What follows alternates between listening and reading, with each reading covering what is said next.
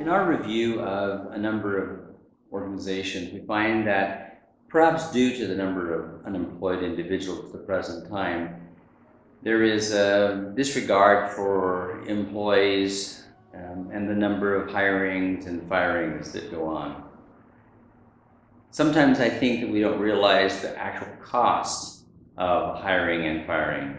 So seasonal workers, people who are easily replaced, as we think, we determine don't cost that much. We'd like to share with you a little form that will help you determine what it actually costs to hire a new individual.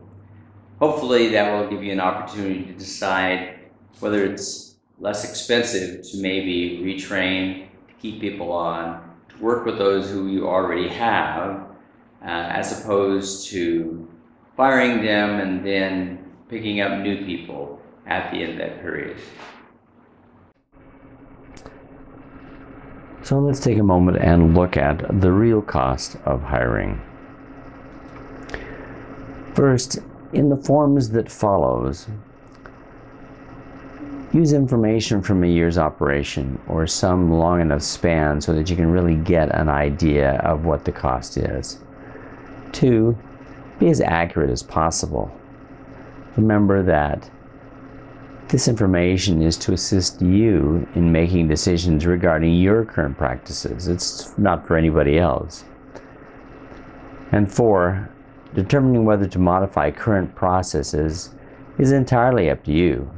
So after you look at your figures and the information, you can make changes or you can leave things as they are. It's entirely up to you, but at least you'll have some accurate information. So there are 3 basic costs in hiring. The one is the actual cost of hiring, and we'll explain these as we go. Second is the cost of training. Sometimes we forget that it costs money to get people to the spot where they can actually function in the job. And 3, that brings up the cost of accomplished production. Sometimes our new people don't produce as well as those who had been there before until they get a certain amount of practice and opportunity. So let's look at the cost of hiring. First, take the number of staff turnover for the time period. We suggested that you do it for a year's period of time, so you get a number of people. 2, average the number of hours required by personnel, HR for example, to advertise, screen, interview, and hire just one person. What does it take to hire a person? Number 3, average the total hourly wages of the staff required to advertise, screen, interview, and hire. That is, how many people does it really take? What is their average wage? So per hour, what does it cost to advertise, screen, interview, and hire? What does it cost to hire one individual? 4, multiply the number of staff hired, that's in number 1, by the number of hours required to do that, that's number 2, by the average total hourly wage, and that will tell you how much you're spending out of your regular personnel to hire an individual. Let's take the second one, cost of training. List the average training hours required for each new employee. Then list the average wages of the trainer or the trainers. Then you multiply the number of new hires from that preceding page by the number of hours required to train, by the average trainer wage, and put it here. If you pay the trainees during training, you need to add that cost as well. So what does it cost to train an individual?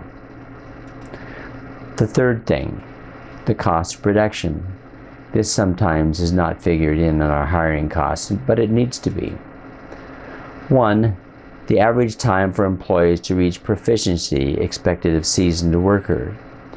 How long does it take the individual to get to the point where he would or she would work as well and produce as well as the person next to him or her in that same job or to the previous person?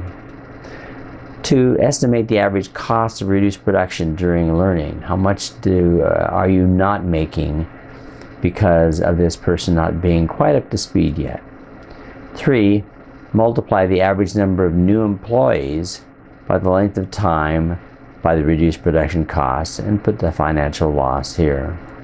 Now, obviously, some people will be up and running quicker than others. So you're really going to have to kind of look at what you think is an estimate by the total picture of all those people you hired this last year.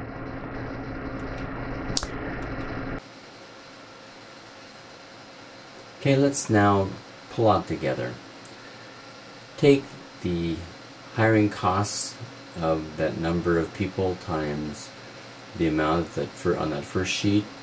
Take the training costs, production loss cost, and that should give you the total hiring costs for the period that you've selected to evaluate.